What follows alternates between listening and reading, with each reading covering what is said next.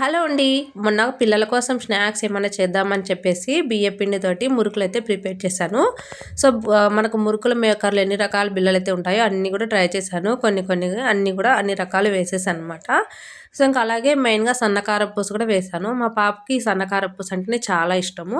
దీనికోసం సెపరేట్‌గా పిండి కలిపాననమాట. ఓన్లీ బియ్య పిండితోటి మనకి సన్నకార పూస రాదు కదా! గట్టిగా వచ్చేస్తుంది.